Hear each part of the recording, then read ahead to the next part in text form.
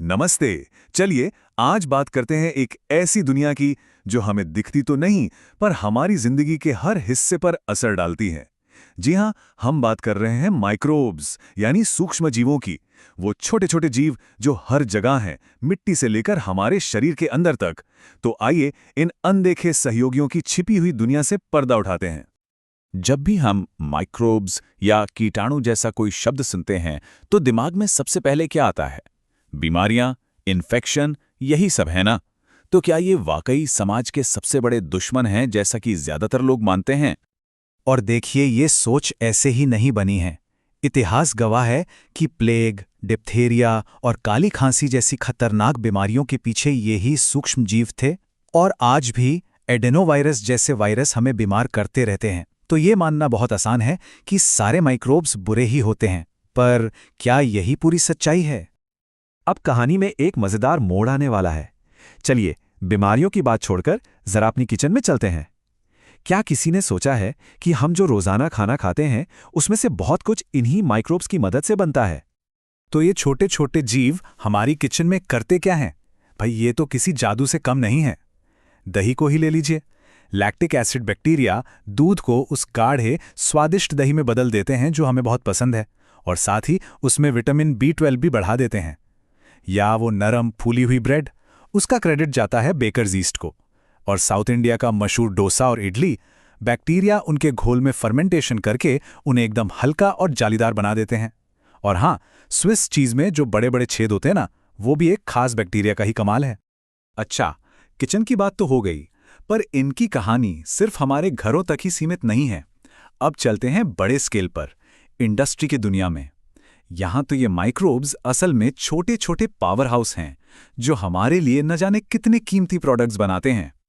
और उन प्रोडक्ट्स में से शायद सबसे जरूरी है एंटीबायोटिक्स। इन दवाओं ने मेडिकल साइंस में एक क्रांति ला दी और इंसानों की भलाई में इनसे बड़ा योगदान शायद ही किसी और चीज का रहा हो। और पेनिसिलिन की कहानी तो भाई कमाल की है, एकदम फिल्मी। 1928 में अलेक्जेंडर फ्लेमिंग ने गलती से देखा कि एक फफूंद बैक्टीरिया को अपने आसपास बढ़ने नहीं दे रही थी। बाद में अर्नेस्ट चेन और हॉवर्ड फ्लोरे ने इसकी असली ताकत को दुनिया के सामने रखा। जानते हैं, दूसरे विश्व युद्ध के दौरान इसमें अनगिनत सैनिकों की जान बचाई। सोचिए, एक छोटी सी आकस्मिक खोज ने दुनिया बदल दी और इन तीनों को 1945 में नोबेल प्राइज दिलाया। लेकिन रुकिए, कहानी सिर्फ दवाओं पर खत्म नहीं होती। ये माइक्रोब्स तो एक पूरी फैक्ट्री चला रहे हैं। वाइन और बियर जैसे ड्रिंक्स को फर्मेंट करने से लेकर सिट्रिक एसिड जैसे केमिकल बनाने तक।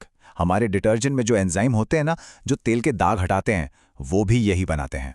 और तो और कोलेस्ट्रॉल घटाने वाली दवाएं और हार्ट अटैक के बाद खून के थक्के घोलने वाले जीवन रक्षक एंजाइम, इन सब के पीछे भी यही नन्हे जीव हैं। इंडस्ट्री से भी आगे बढ़कर अब जरा पूरे प्लैनेट के लेवल पर सोचते हैं।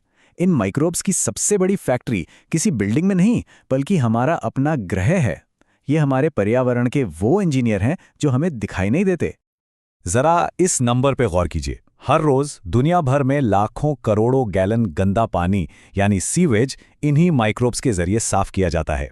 आज तक इंसान ऐसी कोई टेक्नोलॉजी नहीं बना पाया है जो इतने बड़े पैमाने पर यह काम कर सके। तो ये होता कैसे है? सबसे पहले पानी से ठोस कचरा अलग कर दिया जाता है। फिर शुरू होता है असली जादू। पानी को बड़े बड़े टैंकों में भेजा जाता है और उसमें हवा पंप की जाती है। इस हवा से एरोबिक माइक्रोब्स यानी जिन्हें ऑक्सीजन पसंद है, वो तेजी से बढ़ते हैं और पानी में मौजूद सारी ऑर्गेनिक गंदगी को खा जाते हैं। आखिर में जो कीचड़ या स्लज बचता है उसे एनारोबिक बैक्टीरिया पचाते हैं, जो बिना ऑक्सीजन के काम करते हैं। और इस प्रोसेस में बोनस के तौर पर बायोगैस भी बनती है, जिसे हम एनर्जी के लिए इस्तेमाल कर सकते हैं। तो हम ये नापते कैसे हैं कि पानी कितना साफ हुआ? इसके लिए एक टर्म है BOD यानी बायोकेमिकल ऑक्सीजन डिमांड। इसे आसान भाषा में समझिए, ये पानी में मौजूद कचरे या गंदगी की मात्रा को दिखाता है। जितना ज्यादा कचरा उतना ज्यादा BOD। तो सीधा सा हिसाब है, अगर पानी का BOD ज्यादा है मतलब पानी बहुत गंदा है। और जब ये माइक्रोब्स अपना काम कर देते हैं तो BOD एकदम नीचे आ जाता है, मतलब पानी अब काफी हद तक साफ हो चुका है। ये दिखाता है कि ये सूक्ष्म जीव प्रदूषण कम करने में कितने असरदार हैं। पानी को साफ करने से अब चलते हैं जमीन की तरफ। माइक्रोब्स खेती का भविष्य भी बदल रहे हैं और हमें सस्टेनेबल एग्रीकल्चर यानी टिकाऊ खेती करने में मदद कर रहे हैं। हम सब जानते हैं कि केमिकल पेस्टिसाइड कितने खतरनाक होते हैं। ये हमारे लिए, जानवरों के लिए और पर्यावरण सबके लिए जहरीले हैं। लेकिन इसका एक बहुत ही बेहतरीन नेचुरल तरीका भी है, जिसे कहते हैं माइक्रोबियल बायोकंट्रोल। इसमें हम जहरीले केमिकल्स की जगह कीटों के कुदरती दुश्मनों का इस्तेमाल करते हैं। और इस काम के लिए हमारे पास एक पूरी नेचुरल आर्मी है। लेडी बर्ड बीटल्स को खा जाती है। एक बैक्टीरिया है बीटी, जो सिर्फ तितली के कैटरपिलर को ही टारगेट करता है। ट्राइकोडर्मा नाम का फंगस पौधों को बीमारियों से बचाता है। और बैक्यूलोवायरस, ये तो कीड़ों पर हमला करने में माहिर हैं और पौधों या दूसरे जानवरों को कोई नुकसान नहीं पहुंचाते। यह है प्रकृति का अपना पेस्ट कंट्रोल सिस्टम। कीटों को कंट्रोल करने के अलावा ये माइक्रोब्स मिट्टी के लिए एक और कमाल का काम करते हैं, उसे उपजाऊ बनाना। इन्हें कहते हैं बायोफर्टिलाइजर। ये वो जीव हैं जो मिट्टी में पोषक तत्व बढ़ाते हैं, जिससे हमें केमिकल फर्टिलाइजर की जरूरत नहीं पड़ती। और ये होता कैसे है, ये भी बड़ा दिलचस्प है।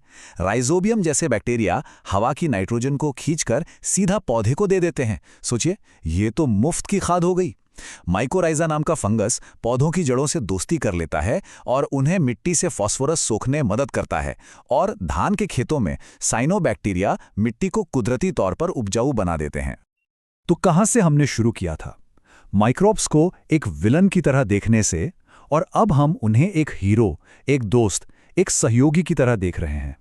वक्त आ गया है कि हम इन पर अपने फैसले पर दोबारा विचार करें। तो एक बार फिर से देखें, ये छोटे छोटे जीव हमारे लिए क्या क्या करते हैं। हमारा खाना बनाते हैं, हमें जीवन देने वाली दवाएं देते हैं, हमारे पर्यावरण को साफ रखते हैं और हमारी खेती को बेहतर और टिकाऊ बनाते हैं। ये सच में हमारे अदृश्य सहयोगी हैं। तो आज जब पूरी दुनिया क्लाइमेट चेंज और पोल्यूशन जैसी बड़ी बड़ी समस्याओं के सस्टेनेबल सॉल्यूशंस ढूंढ रही है, तो ये सवाल उठता है कि हमें जवाब के लिए कहाँ देखना चाहिए। शायद जवाब हमारी नज़रों से ओझल हमेशा से हमारे आसपास ही थे। शायद हमें अपने सबसे छोटे पर सबसे ताकतवर दोस्तों की तरफ देखने की जरूरत है।